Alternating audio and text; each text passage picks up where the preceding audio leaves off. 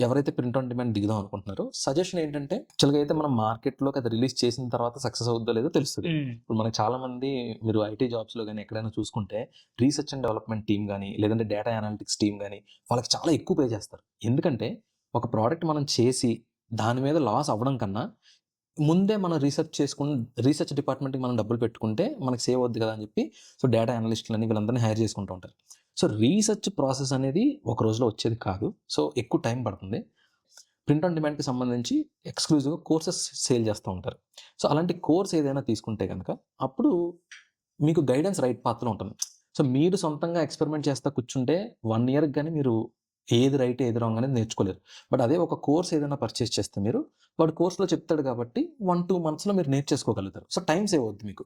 And ఆహ్, right now ఎవరైతే చేస్తున్నారో print on demand, right now నేను ప్రింట్ ఆన్ డిమాండ్ చేయట్లేదు. స్టాప్ చేసేసాను. డిఫరెంట్ రీజన్స్ ఉన్నాయి ఆపేసినందుకు. బట్ ఎవరైతే right now print on demand చేస్తున్నారో వాళ్ళ దగ్గర మనం నేర్చుకుంటే ఇప్పుడు మార్కెట్‌లో ఏం వర్కౌట్ అవుతుందని తెలుస్తుంది. ఔట్‌డేటెడ్ డేటా కాకుండా అనమాట. అలా మనం ఏదైనా కోర్స్ పర్చేస్ చేసి నేర్చుకుంటే బావుంటుంది. రెండోది కేస్ స్టడీస్ అండి. చాలామంది ఏంటంటే ఎక్కడ నేర్చుకోవాలని ఇదవుతూ ఉంటారు. కానీ ఒక టెక్నిక్ చెప్తున్నాను.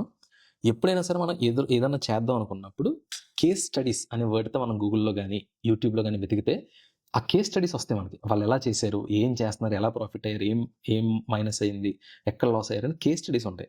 ఫస్ట్ ఒక 1 వీక్ స్పెండ్ చేసి మీకు గూగుల్‌లోను, యూట్యూబ్‌లో దొరికిన కేస్ స్టడీస్ అన్నీ స్టడీ చేసుకుంటే అచ్చా! ఇలా చేస్తున్నారనమాట. ఇప్పుడు ఇది వర్కౌట్ అవుతుంది. ఇది వర్కౌట్ అవ్వట్లేదని తెలుస్తదనమాట. అండ్ మోర్ ఓవర్ అందరూ కూడా ఏదైతే వర్కౌట్ అవుతుందో బయటకి రివీల్ చేయరండి త్వరగా.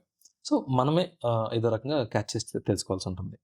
ప్రింట్ ఆన్ డిమాండ్ కంపెనీస్ అని మనం గూగుల్‌లో వెతికితే ఇప్పుడు ఎగ్జిస్టింగ్ నేనేదైతే చెప్పానో కంపెనీస్‌తో టై అప్ అవ్వాలని కదా!